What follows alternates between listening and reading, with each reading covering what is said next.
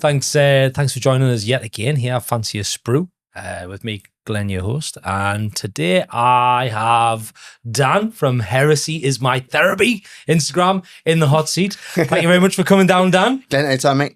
Thank you very much. Thank you very much. Thank you both for having me. Oh, honestly, it's our pleasure. Absolutely our pleasure. So it's just every time we bumped into you, you've just come at the conversation with so much passion and energy and joy. It's really good. So it's lush to have you in the chair. No, man. Honestly, like for just getting invited down, and you know me, I just like talking about the hobby. Mm-hmm. I just like, you know, as we'll get into the podcast today, but no, I get really excited about it all. I just love it. It's just great. Fantastic. All right. Well, let's build that excitement right now. Let's talk about your hobby bona fides. So what is the hobby for you? Is it board games? Is it painting? Is it modeling? Is it Warhammer? Is it playing? What is it for you? This is, so like, again, I've been asked quite a few times, and it is a bit of a cop-out answer, but it is generally like all of it. Like it's just all of it. That is a decent answer, mate. That's absolutely, you like the entire whole thing. Honestly, there's like two paths. It's like, if I've got a project, it's like, you know, sitting on New Recruit and like building lists. Yeah. You know, just like, what am I going to do? It's 1,000 points, 2,000 points, 10,000 points. Who cares? Let's just build it. Yeah. What's stupid? What's wacky? And just sitting, just going like, oh, list building is fun.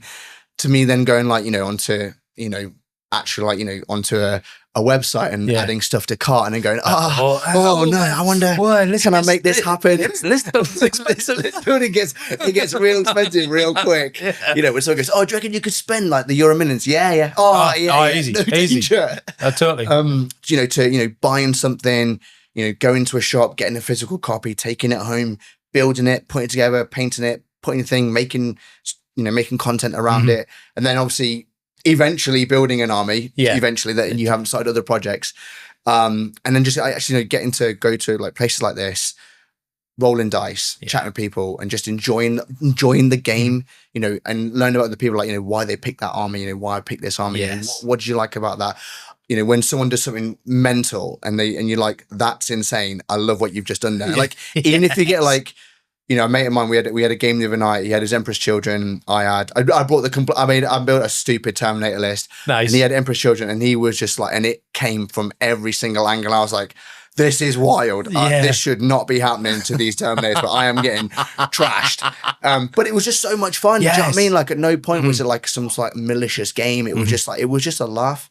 And I think in the community element of this hobby, it's just something I just really, really enjoy. You know, you're around like-minded people that have the same passion, that can talk about this universe for, you know, for hours. Yes. You know, no problems at all. And you haven't even scratched the surface of what you want to get on with. That's that. Yeah. So it's I know it's a cop-out answer, but genuinely it's all of it that encompasses it. It's totally not a cop-out answer. Like it's lush to have someone like whatever people's passions are, however they find enjoyment, whatever they want to do, however they spend their time. Like, I love to hear about that. But when someone comes in, it's just like, I like all of it. Just all of it. And that's so nice to hear, because it's like, for some reason, we get people coming in and it's like, I just love playing, but I hate building models. And it's like, that's amazing. Like, I love that. I love that for you. That's great. But like, to have someone coming in, like, the whole thing is like, that is. I get the building models thing, because sometimes I'm like, I've got to build this. But when you start getting into building it, you're like, well, maybe I could change the pose this way, or maybe I could make it more dynamic in this way. And what if I just shave a little bit of the next thing? You know, you've built it, and it's like, whoa, look at this. And then you're like, and then I've got to paint it. I was just going by this. And then, of course, you put it, and everyone's like, oh, look at your mold lines. It's like, you've not drilled your gun barrels. You've not drilled your gun barrels. You've left your mold lines on. I leave them on purpose now. That's it. It's part of the armor now. Get used to it. No, that's absolutely lush. Like, I love the fact that you come in and you like all of it. Yeah. I mean, that's what it's there for. Like, it's there to like all of it. So, have you liked all of it? Like, the entire time you've interacted with Games Workshop, with Warhammer, with modeling? Like, when did you first sort of dip your toe in? When did you first discover it? When did you start? Where did it all begin? It probably like most of us that get into hobby, you get into it when you're like probably, say, you know, 12, 13 at school. You maybe like got some friends that were doing it. Yeah. You know, you got introduced, because at the time, I remember I was at high school when I got into it, and obviously, you know, when you were going to like your first IT lessons with those old like Mac computers that had like the colour backs and stuff. You know, sit on that, and like, I remember it was the website, Games Workshop website would update like every Friday or every Saturday of like a potential new release or something like that. Or maybe you'd have to wait 2 weeks. But I remember being on, and still do it now, like refreshing into what's going on. And a couple of mates, when they had some Space Marines, some Dark Elder, and well, I'd already kind of grown up on like sort of like Japanese animation and like Aliens and Predator. Okay. And, Wow. Okay. Yeah. you know, like artists like H.R. Geiger and stuff like that. So that kind of like grimdark world wasn't unknown to us. So when I kind of like, you know, spoke to family about, oh, you know, Warhammer, they were like, oh, yeah. I mean, the art, they, you know, understood the artwork, the game behind it also.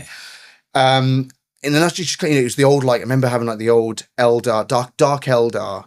They were on like the Hobgoblin flyers. Yes. Metal models that were just a nightmare to paint. Awful. You know, and then I remember. Awful to stick together as well. Stick together. And then like, because obviously I didn't know, I was like 13, didn't really know how to paint. Excuse me. And I remember you just stick some, I remember doing them black and blue. And like, I remember after like a couple of days, like the paint was like peeling off and because I hadn't primed them properly or like prepped them on. I had no idea what I was doing. Yeah. And please forgive me, everyone. I kind of got into Tau at first. We don't kink shame here, Dan. We don't kink shame here, mate. When they first came out, back when they had, so this is what's so when they had like the £50 box sets. And we're talking, this is like 20 years ago. And we can get, you know, we'll get onto that in a little bit, but like, you know, 20 years ago, the £50 box, I remember like getting like this Tau and the devil, it came with a devilfish. It came with like an ethereal, some fire warriors and some old crew. I mean, I think that's what it came with. And then it's like building it. And I remember having them like in like this black and they were in black and I gave them like flames on the oh, so nice. Like that kind of thing. And you know, and that's where it kind of started. And then, you know, you do it a little bit, you dip your toe in. I joined the military, kind of stopped for quite some time just because, you know, at the time I wasn't really as like, I wanted to talk about it. And there wasn't, you know, as I've said on the other podcast before, like in the kind of military, it's like we call it like the League of Shadows, you know, because there's so, you don't realize like there's so many people that play it. But a lot of people like, you know, unfortunately, because of the somewhat stereotypes that come with the game, unfortunately, you know, people don't really want to talk about it too much. And then I got to a point where I was like, do you know what? I just enjoy the hobby. I don't care what people think anymore. I enjoy doing it. And I just really got back into, you know, go back to like painting Ultramarines and playing Space Marines and enjoying the hobby. And then I actually started going out to the games workshops a lot more and talking to the guys in the stores and finding the local hobby stores, you know, chatting to the guys, like getting more into it, reading, now starting to read the lore. Getting into like the Horus Heresy, getting into like Gaunt's Ghosts, getting into, you know, Eisenhorn and really immersing myself into the lore. Full on, deep Full on, just like, just get into the lore, really get into it. And then that reignites the passion again. And then obviously I remember the Instagram post page I had originally was called Send the 13th because I was really into Ultramarines. So Send the 13th was like my sort of thing. And then eventually I kind of discovered, you know, other armies to do. And then obviously I discovered Slapchop and then was just like, you have got to be here. It is. Yeah. Then the next thing I just kind of, you know what, I'm going to throw myself into this whole Slapchop thing. And here we are now. Sitting here now. Yeah. So that's kind of how it all kind of, so probably like most people in your early teens, you get into it, you've been introduced, you end up taking a bit of a gap because of like life.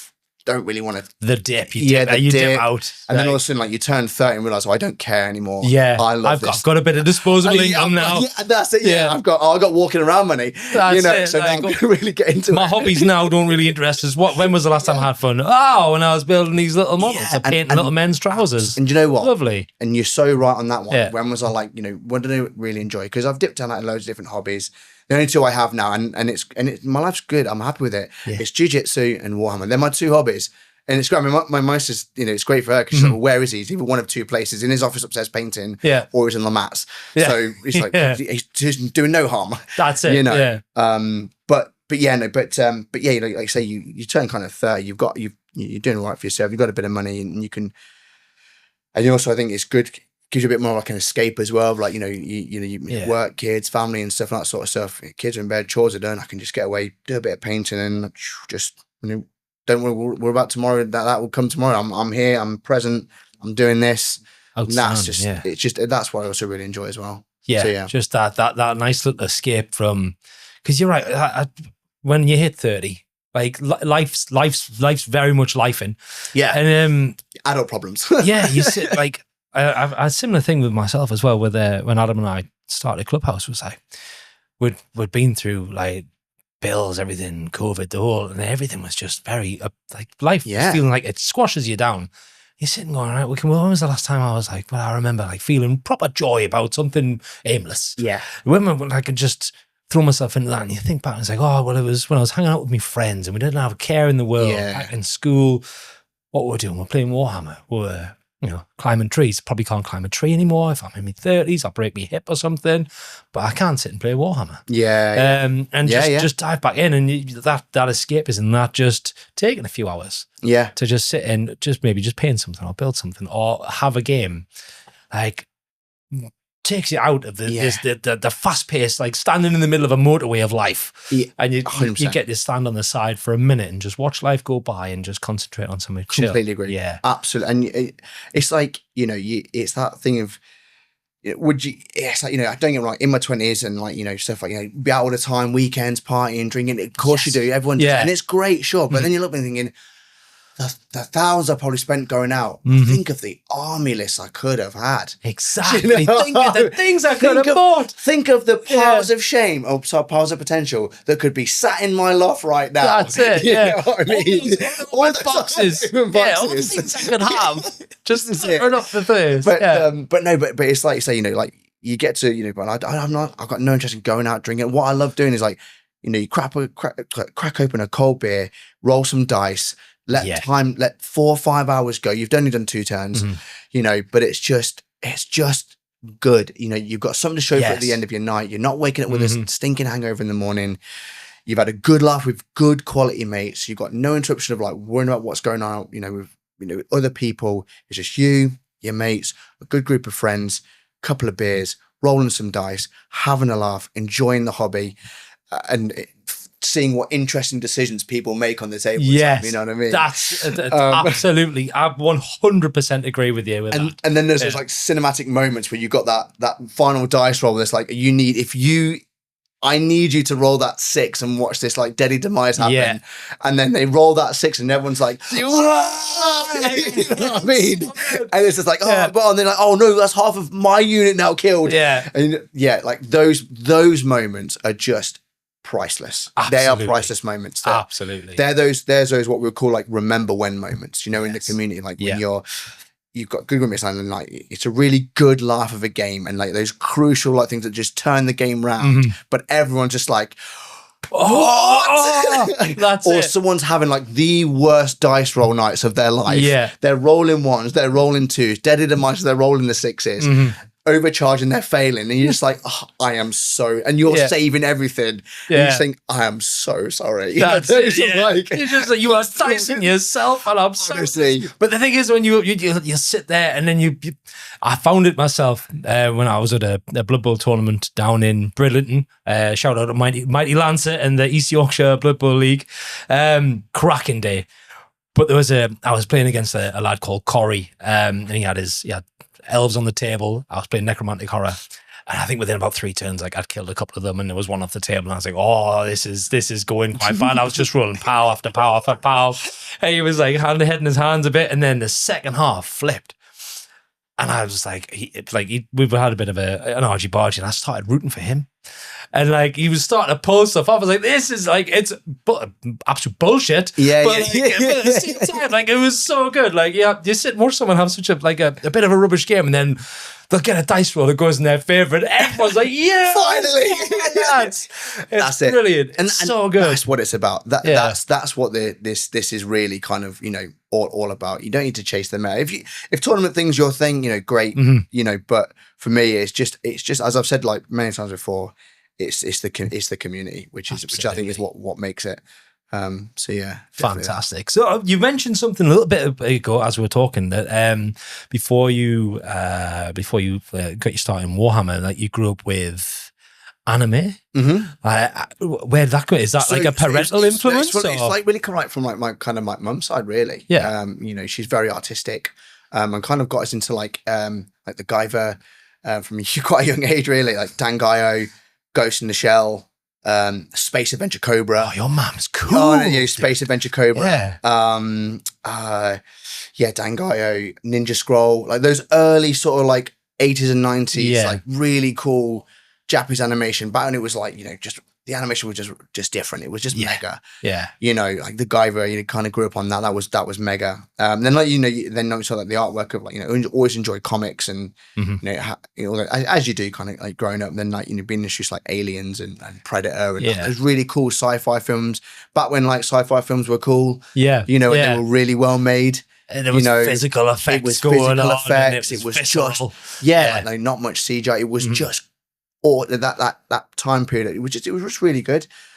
So that's that it was kind of like growing up on that really. So I suppose really I was always kind of, if you will, meant to kind of take up Warhammer because it's just that universe.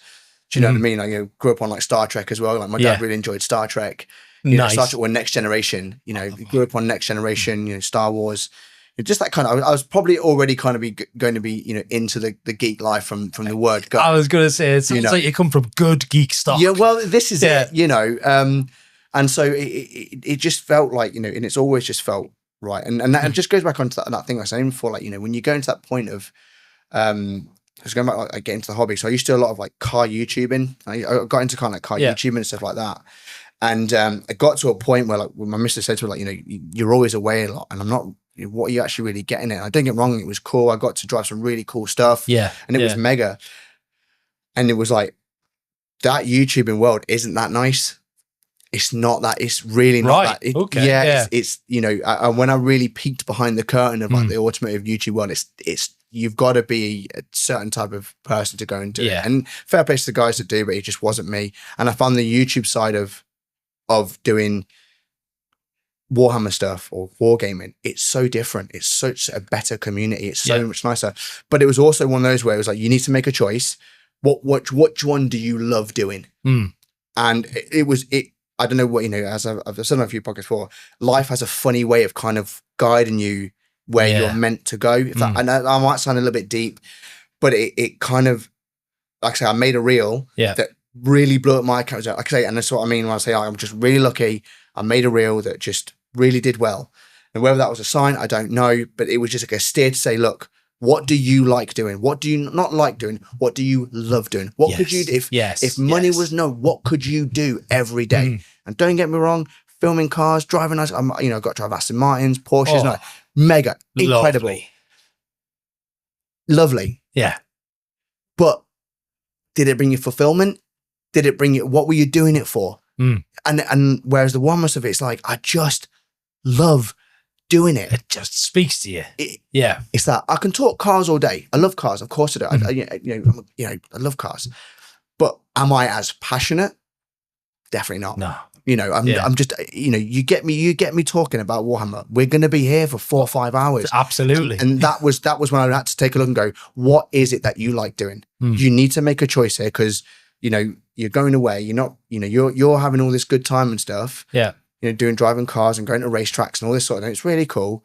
But what are you actually getting from it? Like, you know, what's it bringing in? Are you getting better at, like, you know, bits and pieces?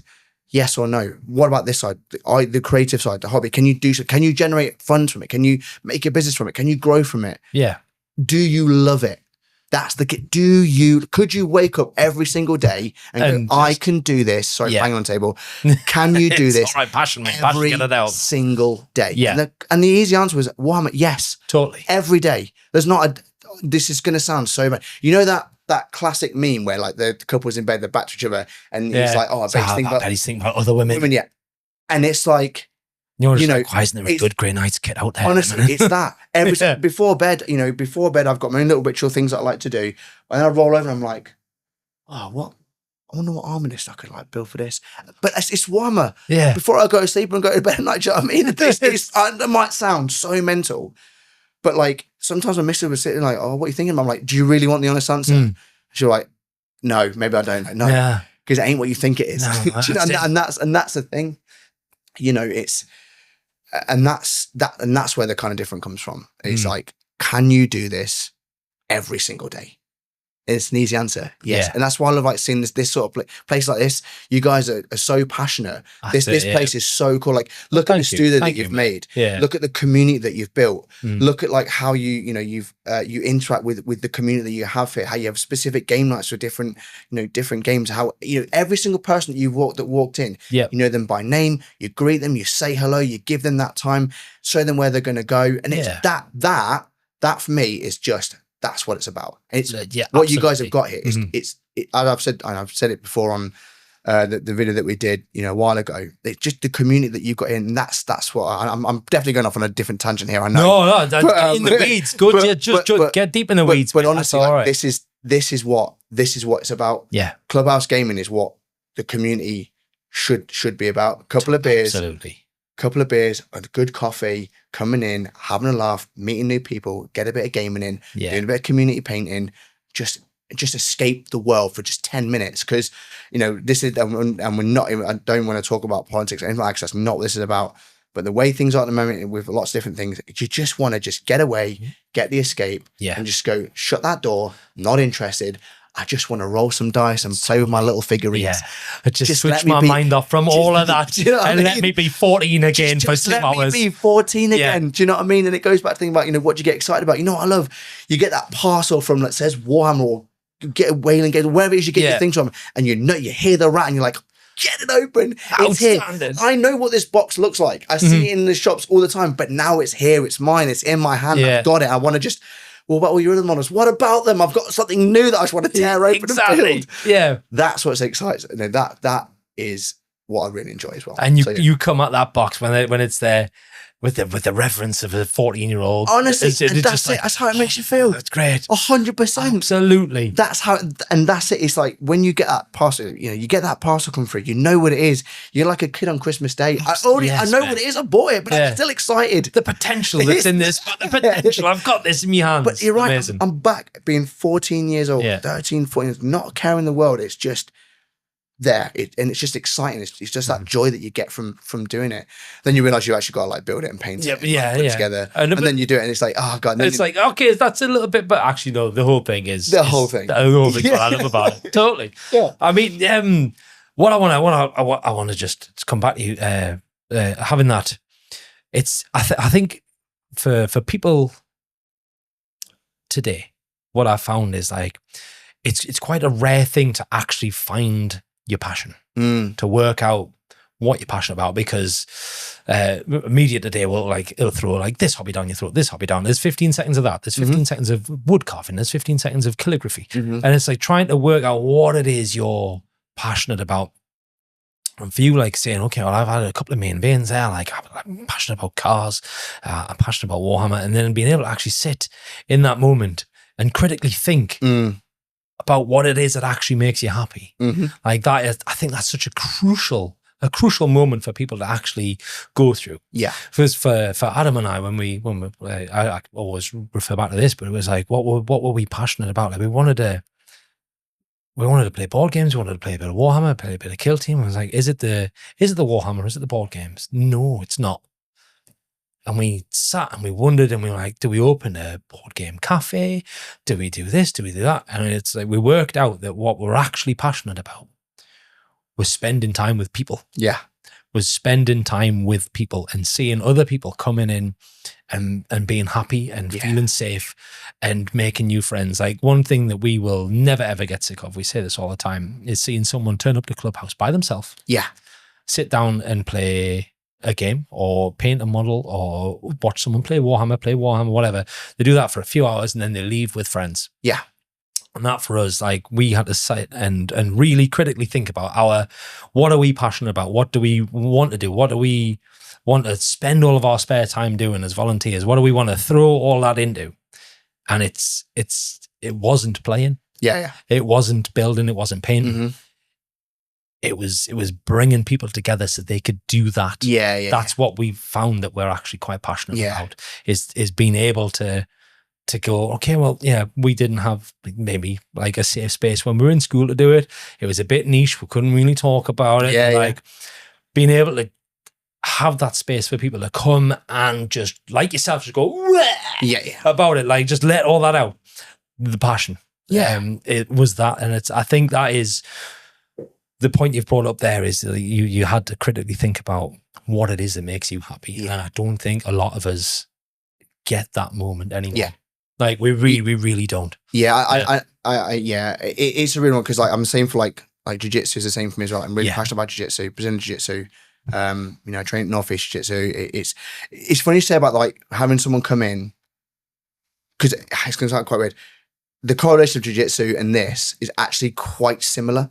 Oh, please elaborate on this. So I'm here for this. So it's actually quite similar in the fact that like you're going in, it's, the whole jiu-jitsu thing it's really cool. It's mega.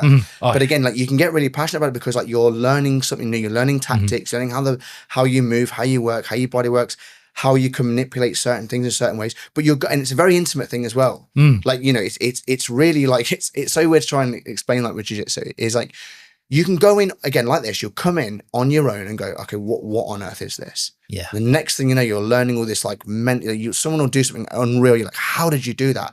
Like the guy will come, like probably in here, will come in and go, how did they paint that? Yeah. How do they do it? Next thing you know, you're talking to people about how you're doing it. You're sitting around, you're working about techniques. All right, sure, you're not trying to kill each other, but you're on the tabletop. Yeah. But it's like but again, the great thing about the jiu-jitsu community is it's a community of people to come again. Like it's the classic sort of thing of going like, you've got like, police officers and criminals and not criminals, but you know what I mean? Like all kind of in that moment together in this community, rolling with each other, you and just enjoying the sport of jiu-jitsu. Yes. Yeah. And then you leave. And then you come that next day and you're like, oh, hey, how's it going? And you start to build that friends up, you build the community, you build those relationships. Yes. You're learning something new. And that's, so there's in regards to that correlation, I'm sure people will be like, well, that's not quite right. But in the kind of the way I see it, the way in mindset, there's and that's probably why I enjoy them both so passionately, is because there's a real fundamental, correlation between the two of going in, meeting people that that have the same passion, same joy for the sport, that want to learn, that want to get better, that love all the encompassing bits of like the hobby, all the encompassing bits of jiu-jitsu. So if I'm not looking at Warhammer stuff, I'm scrolling through like jiu-jitsu things and learning more stuff. So like they're the two things, obviously, like, I'm always thinking about my missus and my daughter and bits and pieces. But the minute I'm like, even in work, I'm like, if I've got a spare 5 minutes, I'm like, okay, I've refreshed the Warcom website. Yeah. Then I'm on like, BJJ Fanatics, like looking at different pieces on there. Because it's always learning, developing community, and and again, you can spend loads of money on like gi stuff and gi jiu-jitsu kit and stuff. But the correlation of like a community based, coming in fresh, learning something new, getting better at it, seeing you're getting better at it, seeing results. But again, just sharing a passion with people. That that's what is like say what you say, community based. Yeah. And if when you're passionate about something, I think you just know. I don't know what it is, but like you do just sort of feel it, don't you? Just know. I can't. I think, like you say, the way you can describe it is that you're going back to being. That's why people like jiu-jitsu. You're going back to being a 12, 14-year-old boy play fighting. Yeah, totally. Do you know what I mean? And the great thing about jiu-jitsu is you can go 100% with someone and try and kill each other. As soon as that time was done, like, hey, well, nice round, man. You almost killed me. Great. Yeah. It's just, do you know what I mean? But you're back being a kid play fighting again. It's just great. But, obviously you never, hopefully, you do jiu-jitsu, so you never have to use it ever. Yeah, totally, you just don't want to. But it's that personal development you get to it, and being able to share that journey with somebody else. That's it. I totally get that correlation, because we see that out here with people painting and with people playing. Like with the Warhammer nights we do, as I was talking to you earlier on when we were having a bit of a chat, it's tournament practice, but you see the lads and the lasses and the people out there going, okay, this is going to be a bit of a devastating move, but I'm going to move here, and this is what's going to happen with these guys, and this is why I'm going to do it. And you sit and go, all right, wow, that's a big hit. But like tactically, that makes sense. Like, they're going on that developmental journey with themselves. We see it on the painting table as well. People sitting down, and you get people come down, sit down. And I was one myself. It's like, oh, well, I need the exact brush that person's using, and I need the exact paint, and I need to do it. It's not that. It's sitting there and having the confidence to make your own decisions. And then other people around you are also going, yeah, that makes sense. Yeah, I like that. So seeing that, the personal development that everyone goes through when they're exploring something that makes them happy to their core, be it jiu-jitsu or cars or Warhammer, is absolutely like at its core, like the heart of happiness. Like it is true unbridled childlike joy, because the last time you were doing something like that, you were learning something new as a kid.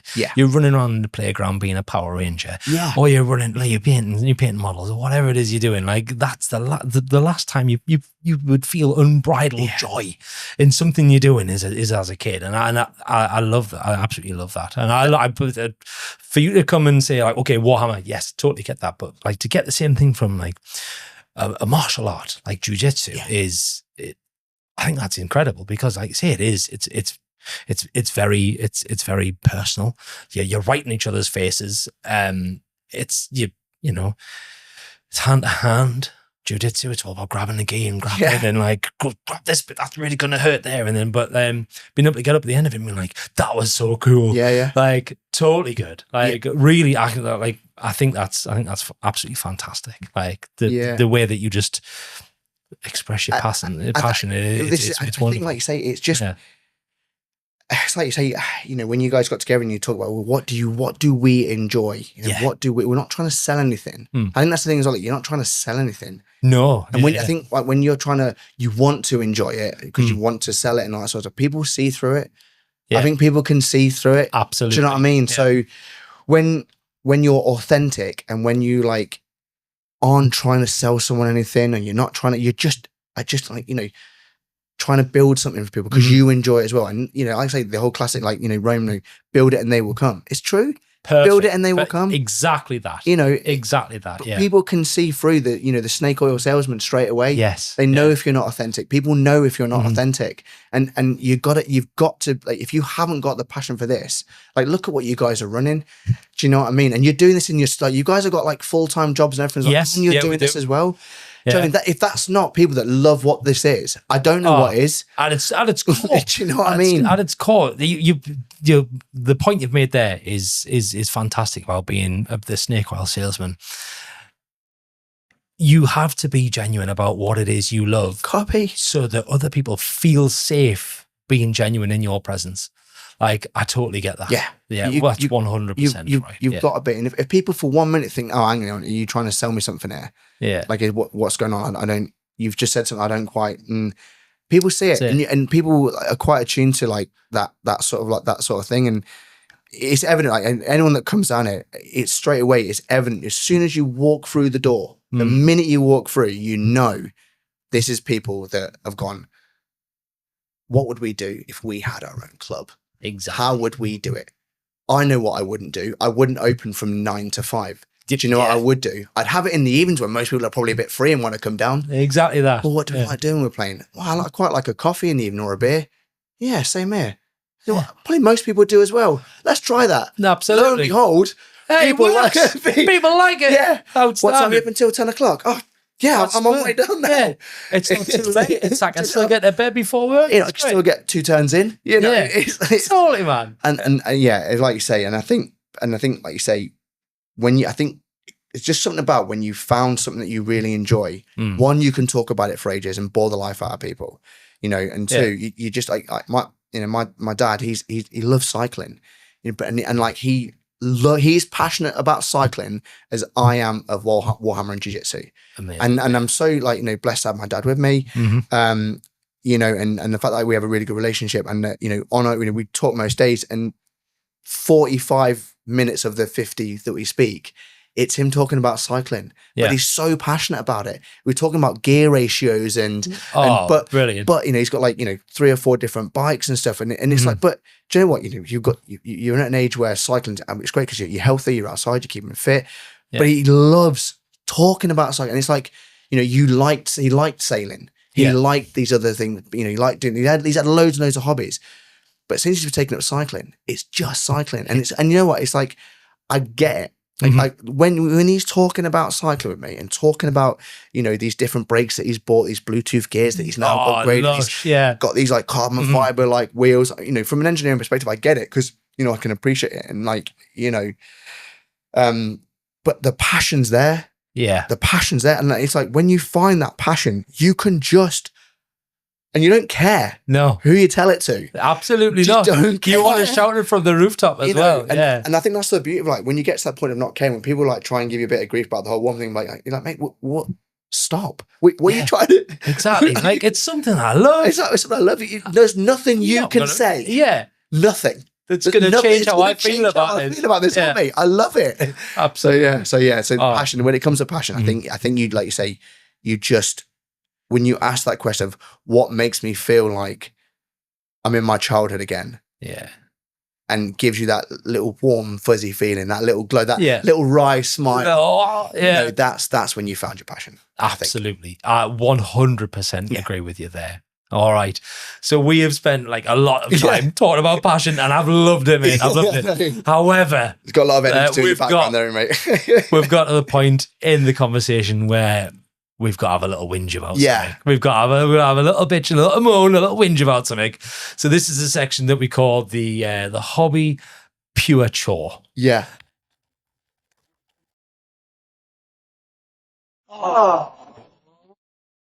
So if you're not familiar with Geordie slang, a pure chore is something that is rubbish. You really don't like it. It's like taking the bins out in the rain. Yeah. It's like the soggy beans at the bottom of the plug hole in the sink. It's awful. Yeah. It's rubbish. The hobby pure chore. So Dan, have you brought one with you? Have you got a hobby pure chore? Because you were so passionate about everything. You love the whole lot. Is there a little bit that you don't like? There is a little bit, and I am going to be a bit of a hypocrite because I've been guilty of doing it myself. Oh, that's the best one. And those are the best ones. You know, and I've been guilty of doing it myself. It's when, you know, and I've been guilty of doing it on like YouTube. That's like made some good clickbait videos about like basically like, you know, slating Games Workshop and stuff like that. And two things. One that I've kind of like had a bit of a think about is like leaks, Warhammer leaks. Yep. And that actually I've been guilty of it myself. You know, of resharing a leak to get likes and views. You know, I've been guilty of it. Yeah. And then you think, why? You know, the whole leak thing in the community, it's like it kind of brought up a point on the tabletop tactics thing that they spoke about the other day. It's like the leaks are really good because you think, oh, wow, that's what's upcoming. But you know what? When it comes to like the Warhammer previews and stuff, I like getting up at the 2 o'clock in the morning and just being bedazzled, being like, whoa. Mm-hmm. You know, when they talk about it and they go, right, here's the next reveal. Yeah. Goes dark and then bam! And you're like, here it is. Oh, this is amazing. Shut up and take my money. When is it out? And then when the leaks come out, it's like, oh, well, this is cool. Now I've seen it. Now I've seen like this pixelated or someone's managed to get like a copy of something. And that person, you've had to make an active decision going like, I am the first person to see this and I'm now going to just do this. Yeah. And like, that's the only, you know, the whole leak thing. It's like, it's cool. It is cool to see what could be coming. And then you're also like, well, actually, no, maybe I want to be bedazzled. I want to be like, whoa, this was amazing. And then on top of that, like the community is, I love the community, but sometimes we can be our own like worst enemy because then it'll be like, oh, there was nothing at the reveal. Like, yeah, no, because we leaked it all. Yeah, we saw it all. We were going to see soon. Yeah, we were going to see the Nightbringer on the next preview for 2026. We're in August. Yeah. You know what I mean? And it's 6 months to wait. And you're going to be like, oh, where's the Nightbringer? Yeah, 2026. Yeah. Because we couldn't be patient. And we had to have it now. Yeah. And then Games have gone, well, now we've got to release you this thing. Well, what are you going to show us at the preview? Well, nothing. Yeah. Because you've seen it all. You've seen it all. You've popped it off. And so I think we're a bit guilty of that. And then on top of like, it's like the constant like, you know, Games Workshop have done this and they've done that. And, well, Games Workshop have put their price up on this. And then it's like, guys, let's remember, like, none of this would be here without them. Yeah. You know, this whole thing that we love wouldn't be here without them. Mm-hmm. You know, the whole, like, the latest NDA thing about people complaining that, you know, with the, you know, getting miniature. And I've made a video on it, you know, discussing, like, I'm actually kind of like on the defense of Games Workshop when they say, look, you know, if you're going to get all of our stuff from us for free, we don't want you making content for other people because you're making money on YouTube and AdSense and revenues and stuff. Yeah. As it is. So you're getting paid by YouTube through our stuff. Yeah. So, and you're getting it from like 2-3 weeks before. And so maybe like, don't complain too much. Yeah. Exactly. Do you know what I mean? Like, you know, and let's be realistic, like, you know, and I've said it on my video, is like, you know, the reality is getting into the social media scene, and getting into the whole YouTube thing. The reality is because you want that phone call from Warhammer to get free miniatures. Let's call that what it is.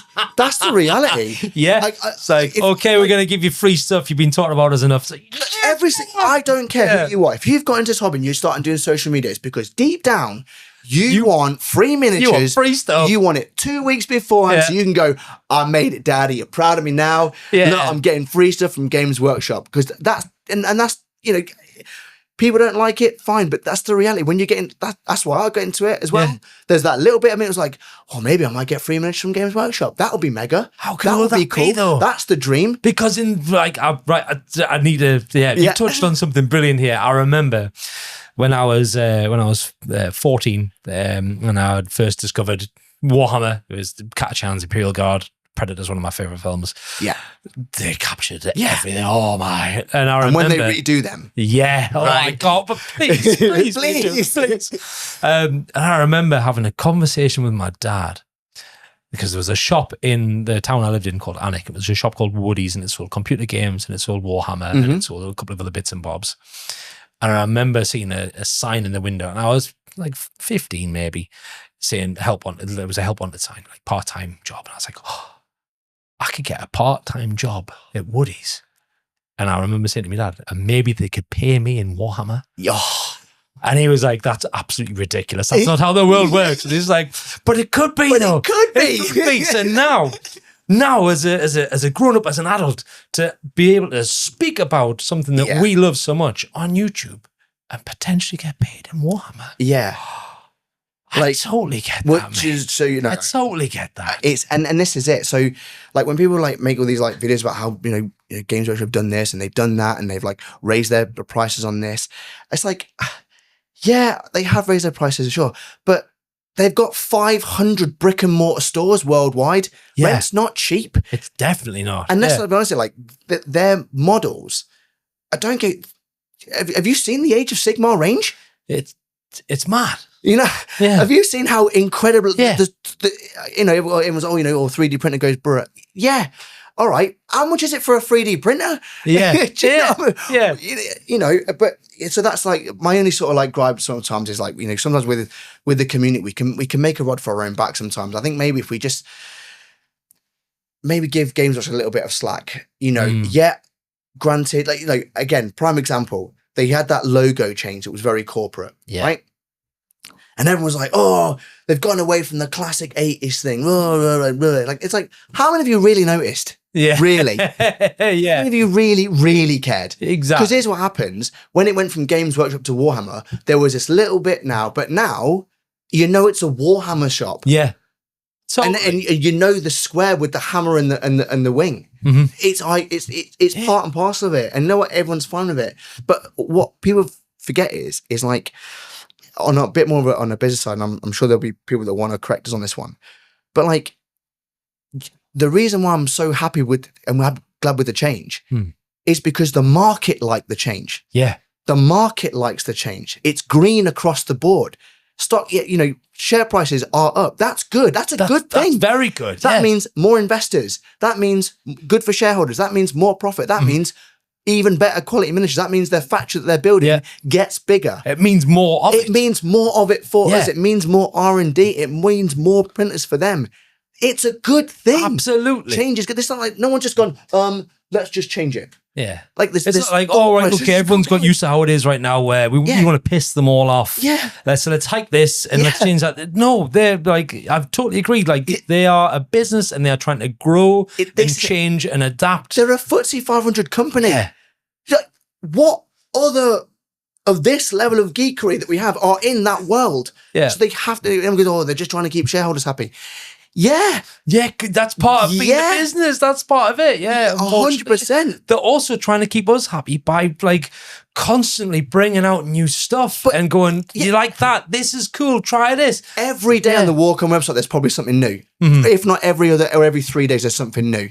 Yeah. To churn out that amount of stuff at that detail, it's not a big team at Nottingham. No, it's not like there's 1,000 people working there, all designers. Like, they're quite limited to what they can do. I mean, sure, I'm sure their departments could talk to each other a little bit better, and and some of their writers could be a little less lazy on some things. Yeah. Sure, But outside of that, it's a FTSE 500 looking into a FTSE 100 company. Yeah. That has to keep its shareholders happy. It has to keep its investors happy because people, weirdly enough, in this world like profit. Of course they do. Business works on profit. Yeah, that's exactly what makes it go around. So, so my kind of like my gripe, if you will, is just like, I wish the Warhammer community would just, as much as I love the community, would just give GW, they're damned if they do and they're damned if they don't. Yeah. You can't please everyone. Exactly. And, and with the leaks, let's just stop leaking stuff. Let's be surprised. Yes. Let's wake Bring up. that back. Because if I've missed the preview at 2:00 in the morning, I do not look at social media.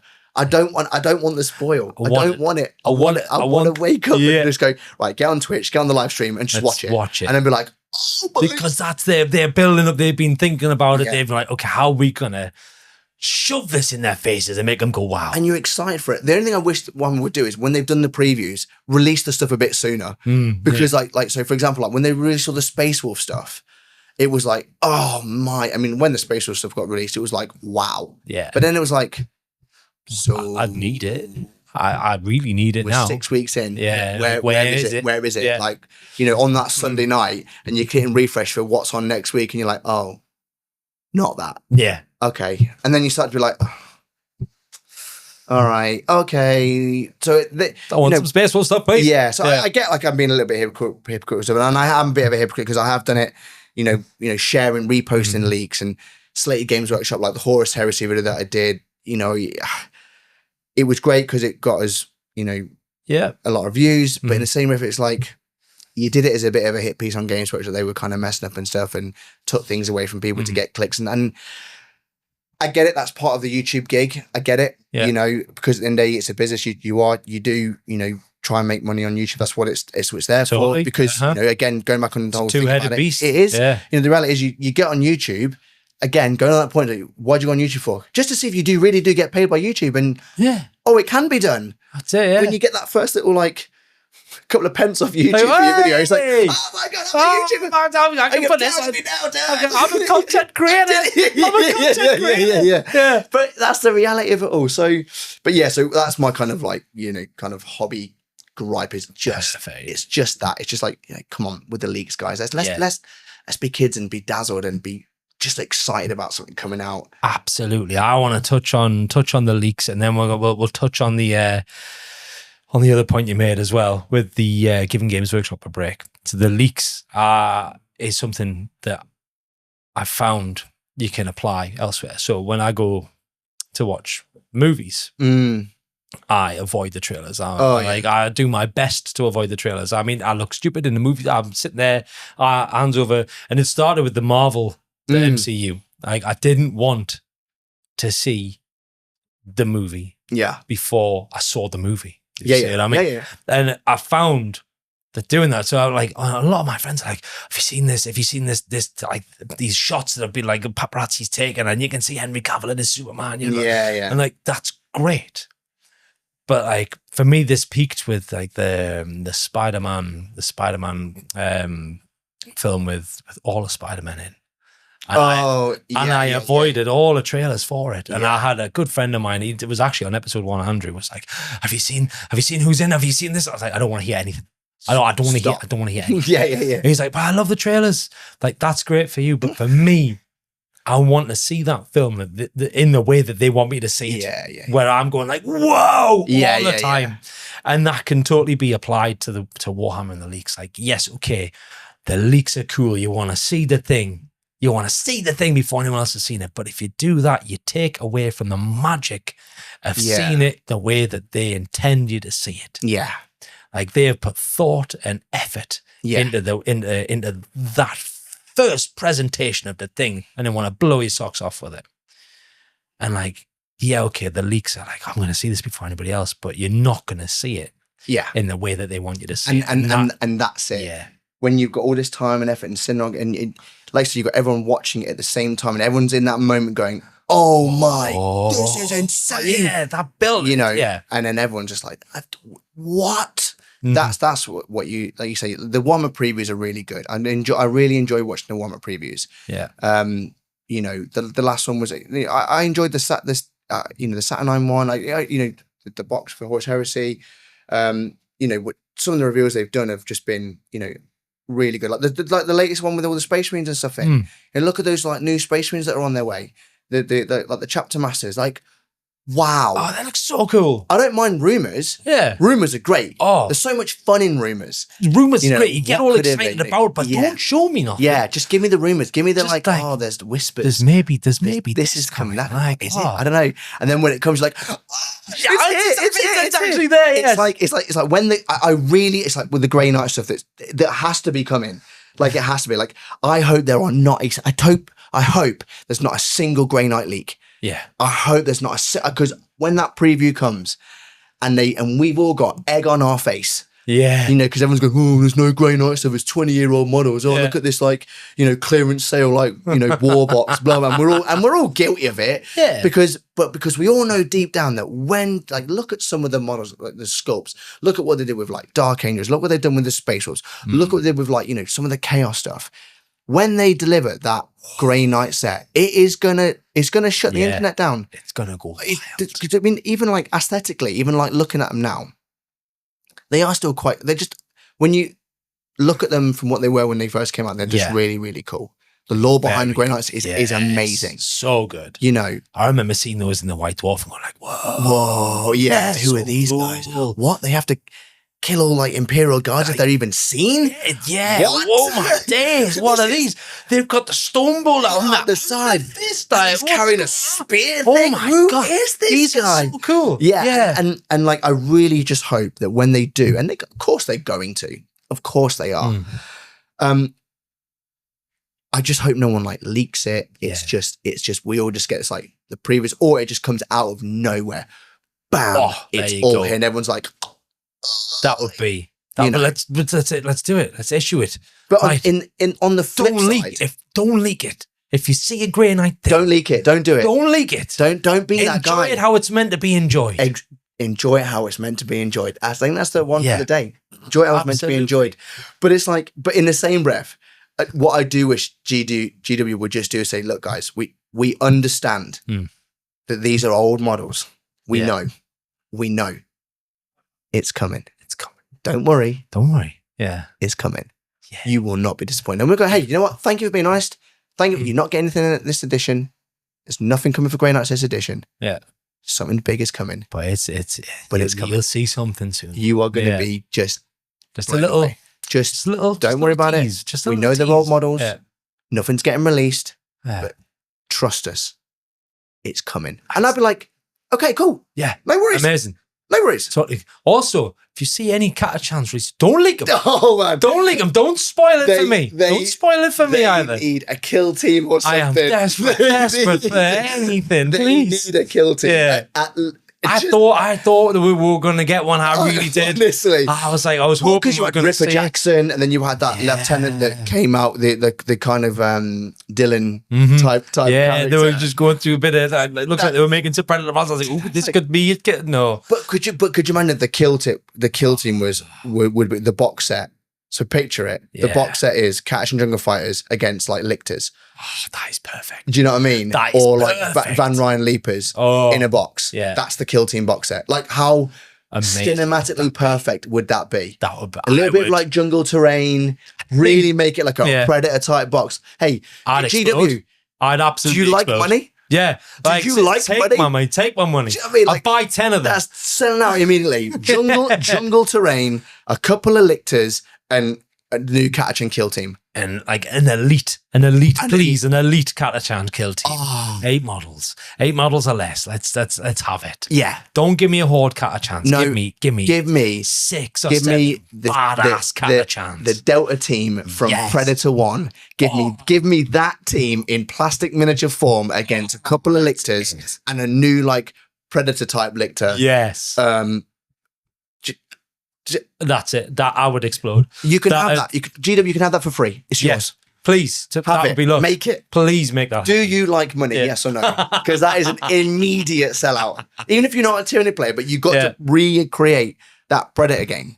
So good. It's done. It's a done deal. I'm there. That's it. I mean, take my money. Honestly, if you do that, beware, because you've peaked. That's it. There's nothing above that. That's the problem. That's it. Like, we can't release this yet because people will be like, they'll be done. That's they'll be done. Yeah. So that was so fun. I do want to just reel back and touch on the point you made about giving Games Workshop a break. Yeah, okay. It's such a popular thing. Hate is such a popular thing. It's like people. One of the big things that changed my life was hearing a quote from Kevin Smith, and it was a quote from Eleanor Roosevelt, and it was light a candle instead of cursing the darkness. And for some reason, hate is so popular. People want to hear about what and I know we're doing the hobby pure chore right now. We're having a little whinge.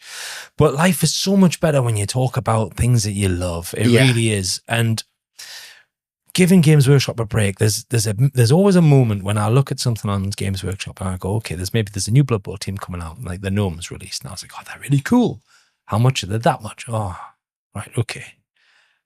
And that initial knee jerk is my 14-year-old self that bought 20 plastic catachans for £12, going like, that is so much more expensive than what I remember paying yesterday, which was actually decades ago. Yeah. And I'm just wondering if perhaps maybe the core of our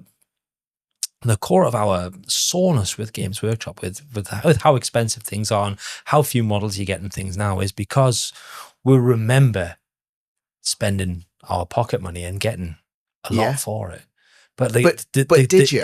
It's changed. It has to, but it's like when you think about it, it's never not been not an elitist hobby, but it's never not been a cheap hobby. Exactly. It was it was pricey back then. Yeah. It was definitely like and when you look at the models into what they are now, like they're night and day. Yeah. Oh, do you know what I mean? Like look at compared the Cadia Stans box that came out, or the Deathcorp Creek box that came out. Oh my days, the one that recently with all the cavalry in. And compare that to the old Catachan models. Yeah. Like it's a different beast. And look how much you actually get on the sprue as well. Like the amount of like bits and like when you've like built your models and you look at your sprue and think, bits box for days here. Loads of stuff left. Is that right? Yeah. And you're getting I think we kind of forget as well. And I think about if you look at value for money wise on a box. So let's just say you buy a combat patrol. Yeah. Okay. How long does it take you to build a combat patrol? Few days. If you're me. Yeah. How long does it take you to build it?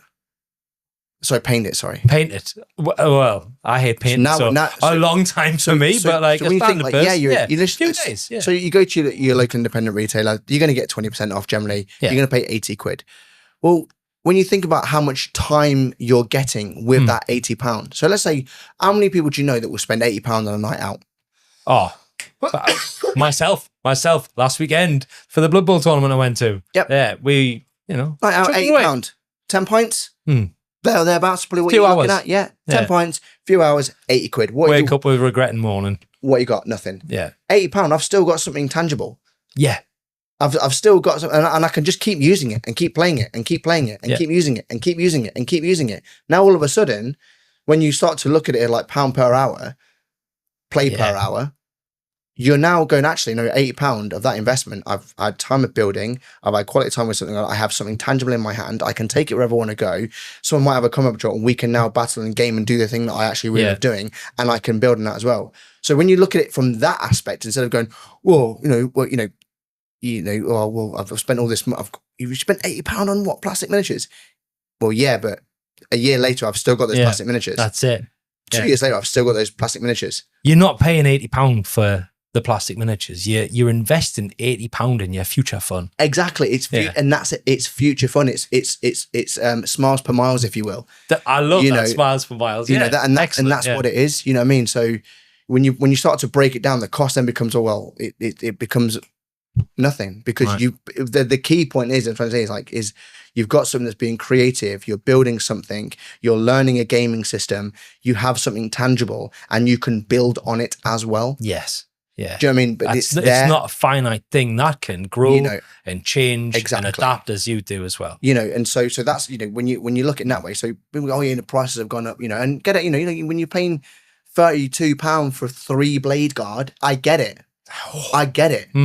But look how much you can build out of those 3 blade guard. Yeah. Look how much you can like convert other models with those 3 blade guard. Yeah. When the amount you actually get inside it, and then how much you can use them on the table. And it's not like they're like not very good either. Like every list I know that people have got at least 3 blade guard in them. Exactly. Every competitive list has blade guard in them. Yeah. I mean, you're not paying that either to like build them and then put them back in the box, get rid of them. So like you've got them, and that is £32 that you have spent, and every single game you play, you bring them out and they devastate someone. Exactly. You go, yes, that's why I did that. That's why I spent that money. If 30 quid, you're going to spend that on a meal. Yeah.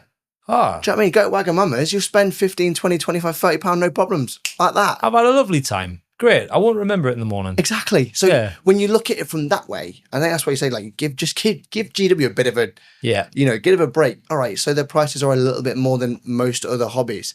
Sure. But the model quality is better than pretty much all other hobbies. They've also got brick and mortar stores globally. Yeah, they're like it or not, they're the core of what we're doing. Exactly. They're the core of it. Everything else is sort of built around that. Yeah. They've got a great big factory they've got to run. Yeah. They've got a great big like museum that needs running. They've got staff to pay. You know, they've got pensions to pay. They've got taxes to pay. It's, if people that like run a business, so the people that run business will understand Games Workshop like point of view because of how it works. But yeah, going back, like let's just give Games Workshop a break. Right. Come on, fantastic. Give them a break. Absolutely. Give them a break. All right. So in conclusion, leaks stop can get in the sea. Stop it. Stop doing it. Get in the sea. Hate on Games Workshop. Stop it. Talk about why you love Games Workshop. Talk about why you love things. Stop hating on stuff. That goes for everything, in fact. Stop hating things. Talk about what you love. Light a candle instead of cursing the darkness. Hate on things you can get to see as well. That. Light a candle, don't curse the darkness. Absolutely. Right, okay, so we've had our little whinge, which I think was actually quite a positive whinge by the end of it. We did a bit of a flip on there. We came with a solution. We did, absolutely. We came with a solution. The next thing we want to do is have we want to get big hearted about something and really gush about something, and this is going to be your hobby proper score.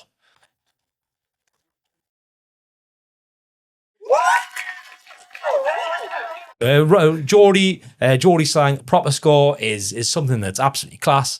It's mint. It makes you excited. It's something you love. It's like I don't know, putting on an old pair of pants and finding a tenner in it. We don't do that anymore because it's all card. But like that feels like sweet. The proper score. Like, have you got something you want to absolutely gush about, Dan? I mean, that's pretty much what we've been doing for the entire of this conversation. We've kind of covered a lot of it, right? Yeah. The community, opening boxes, building stuff, kit bashing, and making cool stuff, meeting new people. I think we've kind of already said about all the pros already. I think like listening to a good audio book about some of the stuff that you really enjoy, like when I think when there's a really good like audio book, that's on a project that you're working on, that really kind of gets you into the hobby even more. Like at the minute with my World Eaters, I just finished listening to Angron and the Horus Heresy. Nice. Is it Angron? No, Betrayer. Right. Betrayer, phenomenal book. Betrayer down Aaron Dembski-Bowden doesn't miss, any Dan Abnett book, obviously, with a good narrator as well. And then I've been listening to like Khan, Eater of Worlds, again, end up getting myself a commissioned Khan, from Joe Pointing at the Demon Forge. Yeah. Cost me a few quid, but what? Totally worth it.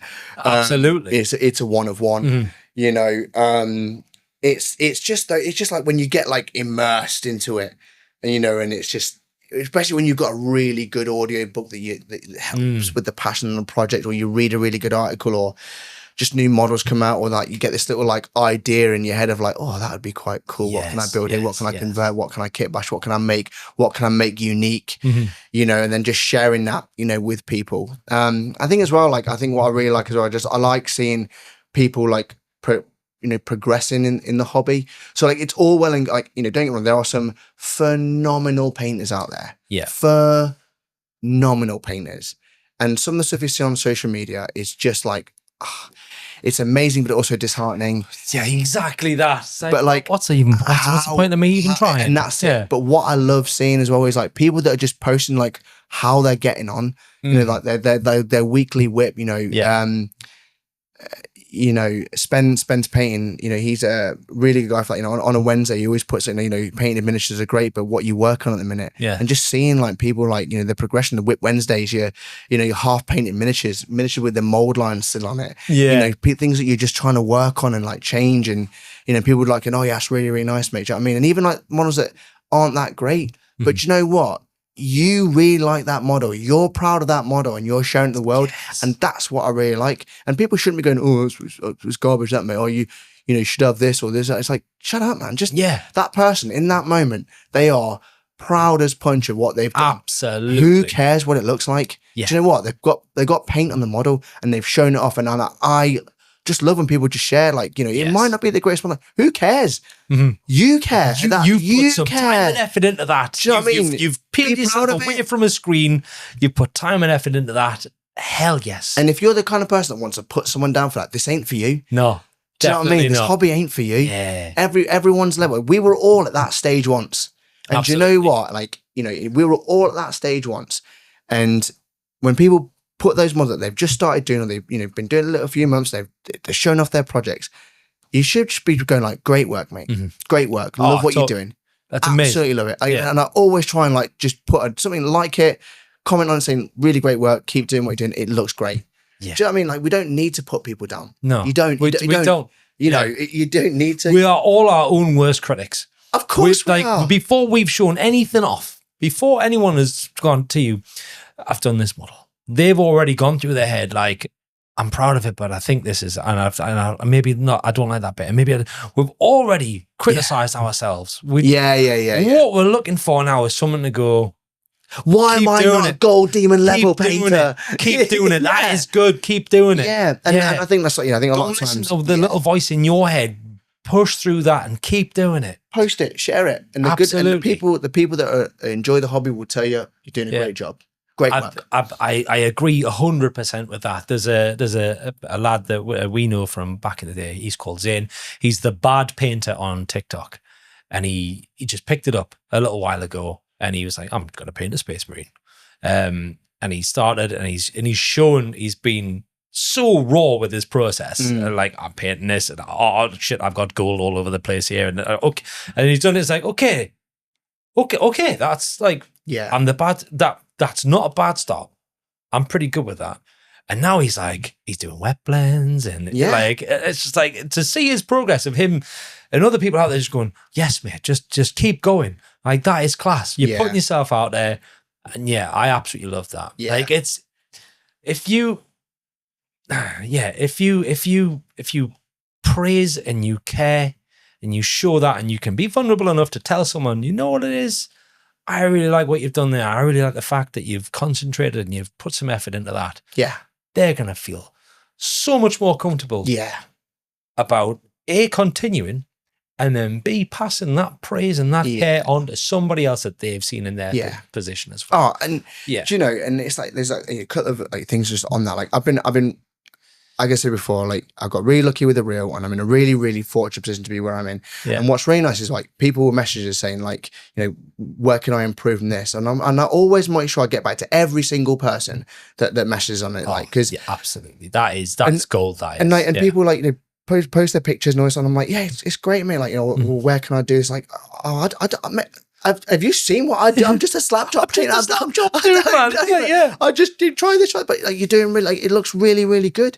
And I think, and that's also like a big kind of like thing. What I like is that he's like, I'm really, again, like I say, I'm really in the fortunate position to be able to, people message like with like what they're doing, what they're up to, and like, you know, I've met some really, really cool people from that stuff. But one thing I always make sure I like to do on this is going on to that sort of thing of like praising people, getting back to people, is like, I always make sure that no matter who messages, I always get back to them. Like, no matter, because I've been in that position where like you've had like you're at 100, 200 like subscribers, and you try and reach out to a content creator, a big one, big deal, and you get nothing, and you're just like, sorry, mate, how busy are you? Yeah, like okay. Just switches you off a little. Sorry, bit, doesn't it? Sorry if I've wasted your time, and I know what that feeling's like, and I thought if people people want to messages about something they've been working on, who am I? Who on earth am I not to like message people back? You've taken the time to ask me. Of all the people you could have asked, you're asking me. You've typed out a message to me. And you know what? And I think, you know, I'm in a really grateful position to be in that. And as a bit of a thing to the community, like be in that position where people are asking us, so that's really kind of cool, because you could ask so many other people. Yeah. You probably have done, and eventually made your way to me. And I think, like, you know, so I always make sure that I just give that person that sort of like that time to make sure that, yes, they're more like on the way. They're doing really, really well. Yeah. And just as a like, thank you for just like reaching out. That's Do you know what I mean? Yeah. And then another one on top of like the other things, like community events, like so, like for example, like what you guys are like with the Geordie Demon. Like that's so cool. much fun. It's like that's like, you know, going on the whole like the chuck ups and the praise meal, they're like the community events that are run by people. You know, Ollie over at Gecko Game and the stuff that he does. Yes. You know, over there, the events that you guys have got events on like all the time. Like in that WhatsApp group, I'm like event. There's a lot happening. But it's amazing. Like the Geordie Demon event. You know, I was so gutted I couldn't come across it. I had to go to a wedding, unfortunately. Yeah. But like again, getting people in the community and like people like bringing their wallets, bringing their pride and joy in, bringing their work in. You know, the Geordie Demon, like, you know, all right, so it's not on the same scale as Gone. Who cares? It's people coming together for a painting competition. It's so much fun. Put themselves out on a limb. Sorry for you guys to have to judge that, because I know that I didn't want any part of the judging. I took no part. I just stood on the bar and served drinks. I didn't want any part of that this time around. And you know, but it's like, you know, again, a bit of a plug, I know, but like Simon from Rally Point Games and Minds, you know, he's running like a massive event in October at Warhammer World. It's like, you know, good couple 100 people going. Yeah. And it's all in for like, you know, for Minds charity, raising money for them and awareness. Amazing. And again, but it's all about getting people together, you know, the community together, you know, raising, like having an opportunity, like, you know, because for that sort of stuff, this has been, again, I know, sorry we're going on a bit of a tangent here. No, get in there. Like, I love getting in the weeds with it. But like what they're doing, like, you know, what Simon's doing over at Rally Point Minds and Games, you know, and for Minds charity is getting people together, talking about maybe something they've had, like, you know, a bit of mental health stuff, but like the community, like people are probably in the same sort of boat with a lot of stuff and kind of relate to like the problems that you might have had. Yeah. And this hobby and like that event that he's running, one, it raises money for Minds. One, it's an open, you know, place for people to talk about stuff whilst gaming and get involved. You know, I'm really, really lucky to be going down as to help out with it and be part of the event of, like, you know, helping people with bits and pieces as one of the outstanding people like and it's so great. And when, you know, me and Simon chat, you know, quite a lot about bits and pieces. Bless him, he's so busy, like you guys are with events here. But like, again, like, you know, like with like the mental health bits and pieces, this is again this community and like this hobby, and especially like, so in like the veteran community for us as well, like this hobby saved a lot of people's lives. I don't quite think people kind of understand that. Is that and that's also a really quite a good, a really nice thing to be a part of, is that this hobby has probably saved more lives than it's realized, you know, because it's given someone something to kind of like, especially like in the veteran community, for us in the military, you know, guys have got into the hobby and they found like-minded people, because again, like, they might have done it back in when they were doing it and couldn't talk about it because of the stigma that comes with it all. Now they found that community, they found an escape, they found, like, you know, from going through what they've been through, through modeling, through hobbying, you know, miniatures for heroes, the stuff they do. And again, just going like, that's what this is all about, because it is, you know, it provides an escape, it provides concentration, it provides a purpose, it provides enjoyment. So my kind of chuck-up is like all of what we've been talking about most of the night, in all fairness, you know. So outstanding. What a community, passion, heart, love. Exactly. Be vulnerable with each other, care for each other. When someone comes out and reaches out to you and they're vulnerable, like, embrace that. That, totally, mate. I wasn't expecting anything less from what you were for your hobby proper score. Like, just a big heart moment. But like, but in all fairness, like, you know, to people that are in the hobby that have found these things, that find this event, and do you know what? Like, you know, if you're having a bad day and you're rolling dice, do you know, man, it's a good time to talk about sort of things. Oh yeah, you know, you're locked in there for 2.5, 3 hours, sometimes 4 hours. And if your mind's somewhere else and someone goes, "Are you all right?" Do you know what I mean? Don't be afraid to ask if someone's all right. If you know people that come down or they're just like not in the right place, to say, "Are you all right?" Just that little check-in. It might make the difference. If you're having a good game with someone that you usually play with, or you know someone's having a bad day, just ask, you know, how you doing? We still roll dice, we still play. Just talk to me. What's going on? and we'll just listen to each other. It's absolutely. That's just getting that communication, getting people in front of each other, face to face, looking in somebody else's eyes and being able to say, it's not quite right with you. Like, do you want to talk about it a bit while we're doing this? And then I've been in that position myself, like coming in, if I've not had a great day and I coming in, because everybody, I want to be like big personality, get everyone in. Sometimes life just gets to you, and the first person walks in, oh, you all right? Yeah. And I go, it's actually, no, today I'm not. Yeah. And they'll go, all right, Sam, what's going on? And it's immediate. Yeah. And then I'll have that 30 seconds, maybe 2 minutes, and I'll go away going, someone cares. Someone saw that all right. Someone saw that wasn't right. Someone cares. Faith in humanity has been restored. Absolutely that. Absolutely. That is beautiful, mate. Absolutely beautiful. What an amazing proper score that is. Just big heart moment. Thank you very much for that, Dan. Unfortunately, we are coming to the end of our conversation. I know. Which, I've thoroughly enjoyed, but this light is hot. Yeah, I was going to say, you're trapped me in this corner. I can't escape. That's it. And now for the kill shot, the final kill shot question. So here we go. Let's wrap things up with final. We just want to talk about what's next for you. Have you got anything on your work in progress table? Is there anything you're looking forward to, events-wise, game-wise? What's coming up for you in the future? What do you want to let people know? Yeah, so I suppose really, as you might know, I took a bit of a break from the long-form content on YouTube because I just wanted to kind of dial in what I'm doing, like maybe somewhat professionalize what I'm doing a little bit more, So I've taken a bit of a break on that one. I've now like got a structure to what I'm going to be doing with the channel. So you're going to be getting like what we call like heresy journals, followed by slap drop anything, followed by Kit Bash Corner. So 3 videos a week, scheduled at 7 o'clock. 3 videos per week on something that you might like, might enjoy, but you're going to see what you're going to get. So I've done like a lot of like work in the background trying to get things done, and I've come away, had a look what's working well, what isn't working, what could work well, trying to be more positive with the kind of videos, not doing more like complaining videos about GW. So coming over the next few weeks, we've got I'm talking about next week about the NDA. And kind of coming to the Defensive Games Workshop a little bit, like people get over what they're doing. Then it's like 40k Warhammer books you need to read, and again, like I'm trying to keep it like under 10 minutes, but I mean there's a lot of stuff there. It's hard. Then the following one is best beginner factions to go with, and kind of breaking down why I've chosen those. And then it's like Kit Bash Corner is talking about what Kit Bash Corner is, why it kind of got inspired. Then I've got like a Ultramarine Centurion that I'm building, and how I've done that. A Space Wolf, a Wolf Lord. Let's